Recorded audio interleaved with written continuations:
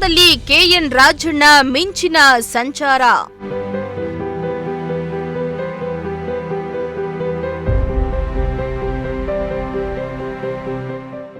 ಜನರ ಪ್ರೀತಿಗೆ ಭಾವುಕರಾದ ಮಾಜಿ ಸಚಿವ ರಾಜಣ್ಣ.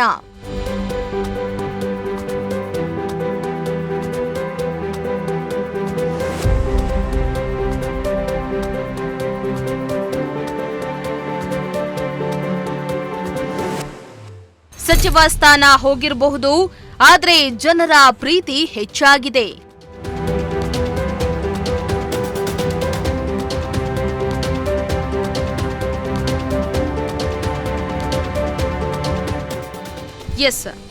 ಸಚಿವ ಸ್ಥಾನ ಕಳೆದುಕೊಂಡ ಬಳಿಕ ರಾಜಣ್ಣ ಅವರು ತಮ್ಮ ಕ್ಷೇತ್ರ ಮಧುಗಿರಿಯಲ್ಲಿ ಮಿಂಚಿನ ಸಂಚಾರವನ್ನ ಮಾಡುತ್ತಿದ್ದಾರೆ. ಸಚಿವರಾಗಿದ್ದಾಗಲೂ ಕ್ಷೇತ್ರದ ಜನರನ್ನ ಮರೆಯದ ರಾಜಣ್ಣ ಅಧಿಕಾರ ಹೋದ ಬಳಿಕ ಇನ್ನೂ ಹೆಚ್ಚಾಗಿ ಕ್ಷೇತ್ರದಲ್ಲಿ ಸಂಚಾರ ಮಾಡಿ ಜನರ ಸಮಸ್ಯೆಯನ್ನ ಆಲಿಸುವ ಕೆಲಸ ಮಾಡ್ತಿದ್ದಾರೆ. ಇತ್ತ ಅಧಿಕಾರ ಹೋದ ಮೇಲೂ ರಾಜಣ್ಣ ಬೆಂಬಲವಾಗಿ ಕ್ಷೇತ್ರದ ಜನರು ನಿಂತಿದ್ದಾರೆ.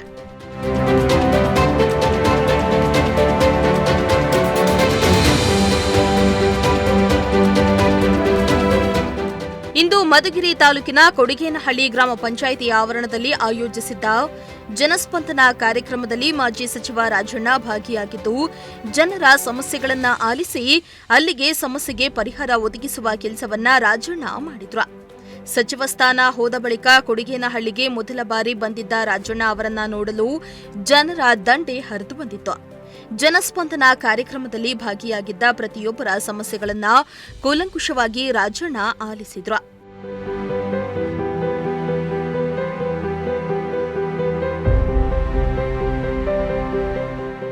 ಇನ್ನು ಕಾರ್ಯಕ್ರಮದಲ್ಲಿ ಮಾತನಾಡಿದ ಮಾಜಿ ಸಚಿವ ರಾಜಣ್ಣ, ಸಚಿವ ಸ್ಥಾನ ಹೋಗಿರೋದಕ್ಕೆ ನನಗೆ ಬೇಜಾರಾಗಿಲ್ಲ. ಸಚಿವ ಸ್ಥಾನ ಹೋಗಿರಬಹುದು, ಆದ್ರೆ ನಿಮ್ಮ ಪ್ರೀತಿ ವಿಶ್ವಾಸ ಮಾತ್ರ ಕಡಿಮೆಯಾಗಿಲ್ಲ. ಅಧಿಕಾರ ಇರ್ಲಿ ಇಲ್ದೇ ಇರ್ಲಿ, ನಾನು ನನ್ನ ಕ್ಷೇತ್ರದ ಜನರ ಪರವಾಗಿ ಕೆಲಸ ಮಾಡ್ತೇನೆ. ಜನರ ಕೆಲಸ ಮಾಡಲು ಅಧಿಕಾರ ಇರಲೇಬೇಕು ಅಂತೇನಿಲ್ಲ. ನಾನು 35,000 ಮತಗಳ ಲೀಡ್ನಲ್ಲಿ ನಾನು ಗೆದ್ದಿರುವೆ. ಸಚಿವ ಸ್ಥಾನ ಹೋದ ಮೇಲೆ ಈಗ ಏನಾದರೂ ಚುನಾವಣೆ ನಡೆದ್ರೆ ಇನ್ನೂ ಹೆಚ್ಚು ಮತಗಳ ಅಂತರದಿಂದ ಗೆಲ್ತೇನೆ. ನಾನು ಯಾವುದೇ ಕಾರಣಕ್ಕೂ ಕಾಂಗ್ರೆಸ್ ಪಕ್ಷ ಬಿಟ್ಟು ಬಿಜೆಪಿಗೆ ಹೋಗಲ್ಲ ಎಂದು ರಾಜಣ್ಣ ಮತ್ತೊಮ್ಮೆ ಸ್ಪಷ್ಟಪಡಿಸಿದ್ರು. ಮಾಜಿ ಸಚಿವ ಅಂತ ಅಕ್ಷರಕ್ಕೆ ಪ್ರೀತಿ ವಿಶ್ವಾಸ ಕಡಿಮೆ ಆಗಿದೆ, ಇದು ಜಾಸ್ತಿ ಆಗಿದೆ. ಗೊತ್ತಾಯ್ತಾ? ಸಚಿವ ಸ್ಥಾನ ಇದ್ರು ಒಂದೇ, ನಮ್ಗೆ ಇಲ್ಲದೆ ಇದ್ರು ಒಂದೇ. ನಿಮ್ ಕೆಲಸ ಮಾಡೋದಕ್ಕೆ ಸಚಿವ ಆಗ್ಲೇಬೇಕು ಅಂತೇನಿಲ್ಲ, MLA ಕೂಡ ಆಗ್ಲೇಬೇಕು ಅಂತ ಏನಿಲ್ಲ. ಆದ್ರೆ ನಿಮ್ಮೆಲ್ಲರ ಆಶೀರ್ವಾದ ಅಂತ ಹೇಳಿದ್ರೆ, ನಾನು ಈ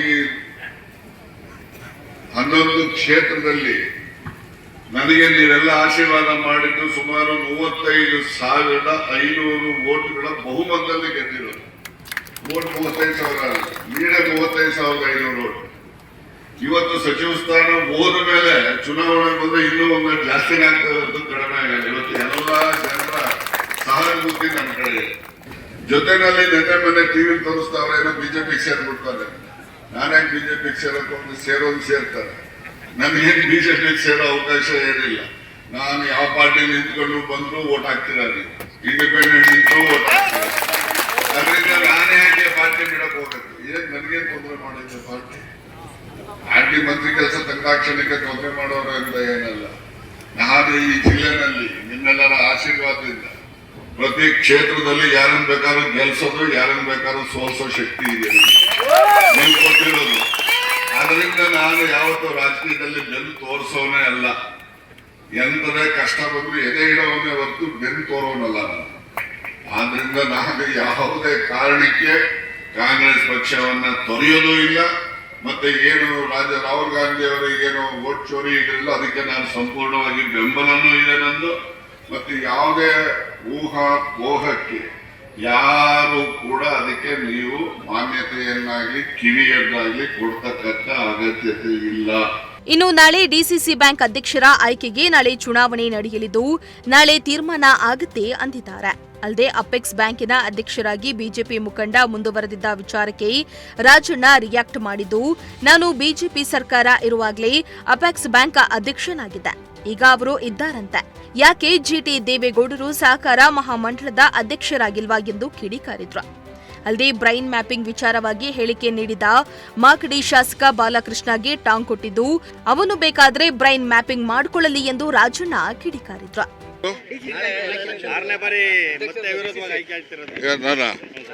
ನನಗೆ ಗೊತ್ತಿಲ್ಲ, ನಿಮ್ಗೇನು ಗೊತ್ತು? ಆಯ್ತಾ,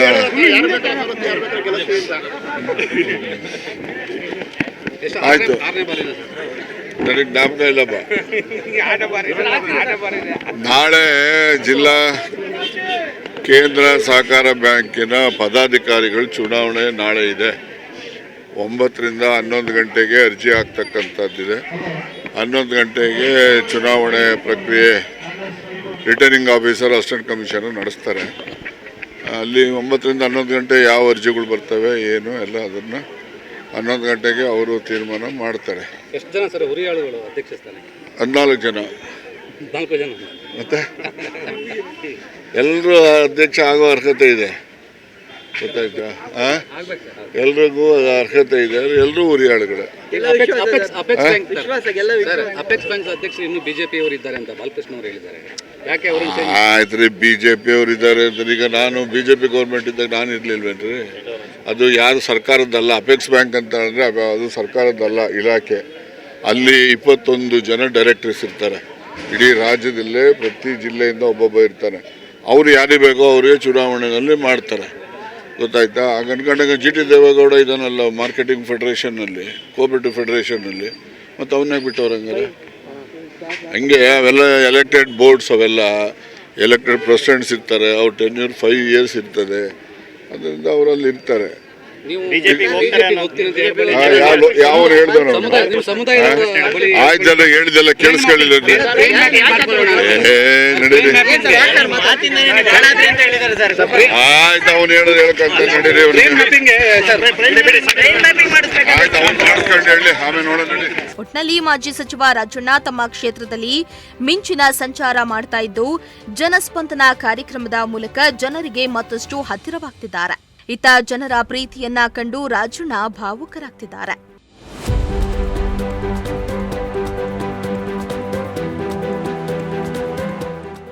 ಸಿರಾಜ್ ಅಹಮದ್, ಪ್ರಜಾಶಕ್ತಿ ಟಿವಿ, ಮಧುಗಿರಿ.